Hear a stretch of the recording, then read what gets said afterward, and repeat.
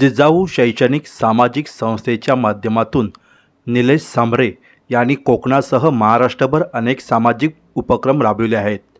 जेव्हा जेव्हा जिजाऊ संस्थेच्या माध्यमातून निलेश सांबरे करत असलेल्या कामाची माहिती मिळते तेव्हा तेव्हा थक्क व्हायला होते, असे प्रतिपादन राज्याचे मत्स्य व्यवसाय व बंदरे विकास मंत्री नितेश राणे यांनी केले आहे।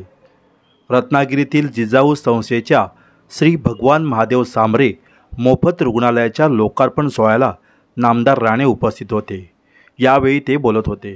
यावेळी व्यासपीठावर जिजाऊ संस्थेचे अध्यक्ष निलेश सांबरे यांच्यासह भाजप कार्यकारी अध्यक्ष रवींद्र चव्हाण व अन्य मान्यवर उपस्थित होते। यावेळी या रुग्णालयाच्या शुभेच्छा देताना नामदार राणे यांनी जिजाऊ संस्थेच्या उपक्रमाचं कौतुक केलं। ते म्हणाले, समाजातल्या प्रत्येक वर्गापर्यंत या संस्थेचे काम पोचले आहे। दिवसाचे 24 तास, वर्षाचे 365 दिवस निलेश सांबरे काम करतात। गोरगरिबांच्या आयुष्यात परिवर्तन निर्माण करण्याचे काम ते करत असून रत्नागिरीत उभे राहिलेले श्री भगवान सांबरे मोफत रुग्णालय हा त्याचाच भाग आहे।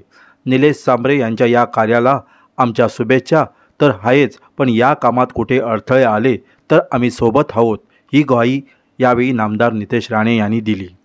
तर हे काम करत असताना निलेश सांबरे यांना वटवृक्षाखाली यायचं असेल तर भारतीय जनता पक्षात तुम्हाला योग्य तो मान सन्मान मिळेल, अशी ग्वाहीसुद्धा नामदार नितेश राणे यांनी दिल्यामुळे आगामी काळात निलेश सांबरे कोणत्या राजकीय पक्षात प्रवेश करतात याकडे सर्वांचं लक्ष लागून राहिलं आहे।